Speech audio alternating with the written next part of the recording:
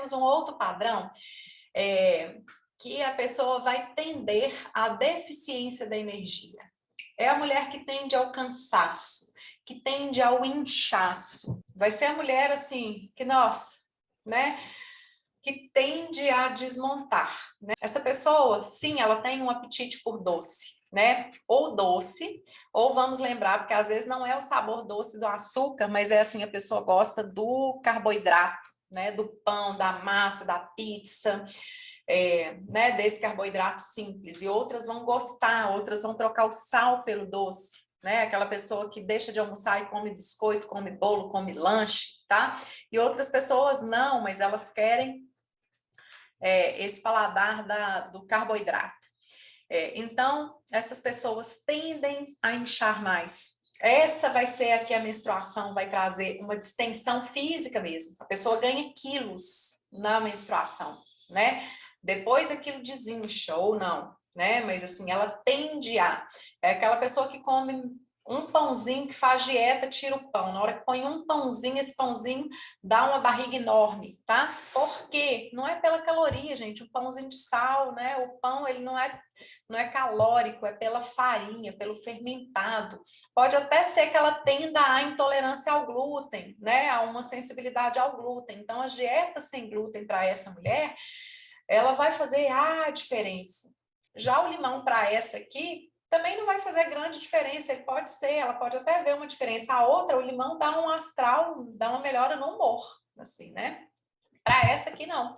Essa mulher, ela tende, né, ao intestino ser mais solto, por exemplo, sempre, tá? Ela tende a inchar mais, a reter mais líquido, ela é a mulher que vai ter um padrão pode apresentar um ovário policístico, conjugando aí com a sobrecarga, às vezes ela vai ter mais dores nas pernas, né? Uma tendência a ter varizes, de falta de energia, né? Essa pessoa, pode ter uma falta de apetite, então algumas vão para a falta de apetite e outras vão para um padrão mais compulsivo, mas mesmo as que vão para um padrão mais compulsivo, não é com muito apetite, é com mania de comer. A pessoa precisa mastigar, uma mente ativa e não necessariamente resolutiva, né? Uma preocupação muito constante, né? Quando tem filhos, aquele padrão da mãezona que preocupa muito com os filhos, essa aqui vai estar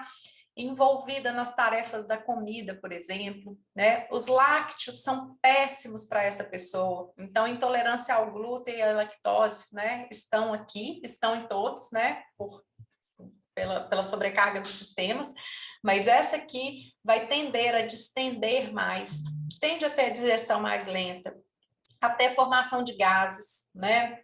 Tanto de gases de pum, né? Como de arroto, assim, eructos e flatos, que a gente vai falar aí, as fezes soltas e o padrão da menopausa, quando chega o climatério e menopausa, é um perfil de mulher que ela não tem insônia. Existe isso, né? Ela não tende a ter insônia, ela tem mais exaustão. Ela vai aproximar do climatério e da menopausa, ela vai ficar com muita falta de energia, as coisas vão ficando mais arrastadas, ela vai ficar uma pessoa mais letárgica, que tende a ter essa dor nas pernas. O cansaço desse padrão que eu estou falando aqui é um cansaço assim que você acorda e fala assim, eu queria ficar mais, tá? Ai, é lento, bate no soneca, e custa levantar e vai assim, demora um pouco para acordar. Se isso não é tratado de alguma forma, né, com hábitos, com coisas que devolvem essa energia, depois isso vai virar uma exaustão. É uma exaustão assim, de na hora que bate, que toca o despertador, a vontade de chorar, de tanto cansaço, tá? Então vai combinar isso, né, pode ser um reforço. Se antes ela tem dor nas pernas, depois aparece também dor na lombar e nos joelhos, tá certo? Então, essa mulher, na hora que chega no climatério e na menopausa, esse padrão de exaustão, de ganho de peso, e aí vai ser aquela mulher no climatério e na menopausa que assim, ela fala assim, olha, eu bebo água, eu engordo. Se o metabolismo era lento, ficou muito pior. Essa mulher vai ter né, muita dificuldade com essa questão hormonal, principalmente com o ganho de peso, principalmente com a falta da energia. Então, volta lá no outro vídeo para ver, né, onde eu vou falar um pouco assim, uma alimentação que vai favorecer esse sistema. Então, primeiro é realmente você tirar ou diminuir, né, sobremaneira, né, leite, laticínios. Então, assim, por causa do cálcio, ok, vai no queijo mais curado, porque aí ela, né, já afeta menos essa questão da lactose, mas assim, né, o leite, gente, todo dia, assim, para esse padrão aqui é extremamente ruim, assim. Aí tem que estar com tudo muito ok para você comer o leite e não se desarmonizar. Para melhorar essa necessidade do doce e do carboidrato, pela medicina chinesa, a gente orienta a incluir as raízes, os tubérculos. Claro que se a pessoa for diabética, né, tem outra questão aí, né, para olhar aí de não poder. Mas isso é um pouco diferente do que, às vezes, né, as dietas tradicionais. Graças a Deus, hoje as Nutris vêm aí assim para nos salvar, né? Inclusive, olha só, para as pessoas que querem ganhar massa muscular, estão aí na academia, veio essa onda da batata doce, né? E a batata doce é extremamente bem-vinda aqui pela medicina chinesa, mais ainda se for o inhame, abóbora moranga, tá? Na dieta clássica de antigamente, né, quando o médico tirava e ele falava assim, não coma nada que vem debaixo da terra. Por quê? Porque esses tubérculos, batata doce, inhame, abóbora, moranga, né, a batata inglesa não faz muita diferença não, né, pode tirar ela, mas assim, a batata baroa, todas essas aí, esses tubérculos, eles são calóricos. Então, na conta da caloria, se recomendava tirar. Mas o que a gente vê hoje? Qual que é a orientação da medicina chinesa? Se você inclui esses tubérculos, claro que você não vai comer uma panela de batata doce, uma panela de abóbora, mas se você inclui isso a mandioca, né, macaxeira, se você inclui isso na sua refeição, você vai ficar muito mais saciada e não vai buscar o doce depois, o pão. Porque o que acontecia, gente, com essa dieta que é muito restritiva e tira tudo isso? A gente não come isso e aí depois a mulher não se controla e ela vai descontar onde, né? Então tem isso, assim, é restritivo. Seria interessante restringir para você emagrecer, sim, mas aí a pessoa não se controla e ela vai atrás do doce, vai atrás do, né? Aí na hora que descontrola, ela não quer comer uma mandioca. Ela não quer comer um inhame, ela quer comer o chocolate, o brigadeiro, o doce, o pão com doce de leite, né? Então, é por aí que passa, ok? Então, a medicina chinesa vai falar para trazer os tubérculos, né, as raízes, para nutrir esse sistema.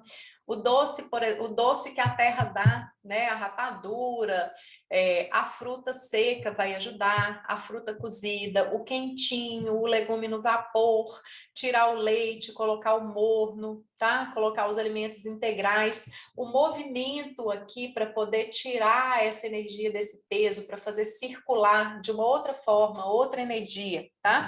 E também tem erva, tem, né, os tônicos aqui funcionam bem, né, as ervas tônicas, e, né, a acupuntura também vai ser super interessante. Essa pessoa vai tender a ter uma cólica que melhora com calor, vai tender a ter pés e mãos mais frios, mais pesados, então, assim, proteger as pernas, né, proteger os pés com meia, proteger o abdômen, aquecer o abdômen, é uma outra abordagem, né, então, aquela diferença que eu trouxe, né, começando a falar que às vezes pela medicina ocidental você tem uma coisa assim, a cólica se trata assim, a menstruação acontece isso, né, um único entendimento. Aqui a gente tem padrões diferentes. Então, para aquele primeiro padrão, coisas que funcionam para ele não necessariamente vai funcionar para esse. Falar para esse tipo de alimentação vale para todos, mas para essa aqui é remédio. Vai fazer é o que vai fazer a diferença. Para o outro padrão, tem que cuidar também dessa alimentação, porque é essa alimentação que nos dá energia, tá? Mas a outra pessoa não tende a ter essa desarmonia aqui de correr para esses hábitos aí que são nocivos, né? Então, os fermentados aqui, os gelados, né? Então, um chá morno, né? A comida mastigar bem, então tudo isso que favorece a qualquer pessoa, para isso aqui vai ser um remédio.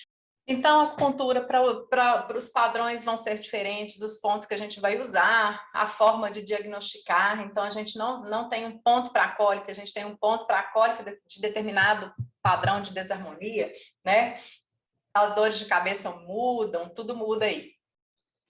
A yoga hormonal é excelente para todos os padrões, porque ativa os hormônios, porque ativa esse movimento dessa energia, porque ativa, né, os nossos ovários, a hipófise, a tireoide. Então, por motivos diversos, gente, essas mulheres têm comprometimento da libido, vai ser uma libido comprometida emocionalmente, né, não tolera, dói o contato do outro. Essa segunda mulher, ai meu Deus, pensar em sexo para ela vai ser assim, uma coisa muito custosa.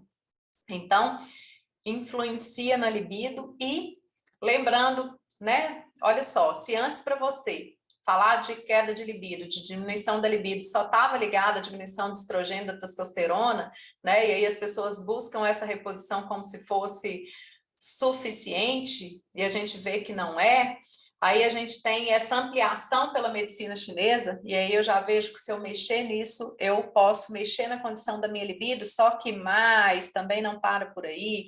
A libido tem a ver com as questões do relacionamento, com as questões da cultura. Gente, é um caldeirão tão grande que é envolvido com a libido, que é de tudo isso, tá? Por isso que é um tema, assim, que não é uma abordagem só, tá? Infelizmente, antes fosse, quem dera fosse, né? Só tratar isso, só tratar o hormônio para poder ativar e despertar a libido, né? Mas esse é mais um passo que vai trazer, e o autoconhecimento, nos conhecer, entender como a gente funciona, é libertador, nos dá autonomia, né? Nos dá ajuste, nos dá um acolhimento. Principalmente saber que a gente não está errada, saber que isso né, não é um defeito e é algo que é passível de melhora, é libertador. Então, vou ficar por aqui hoje e me sigam para mais, voltem aqui, é um prazer imenso te ter e compartilhar tudo isso com você. Um grande beijo, mulher.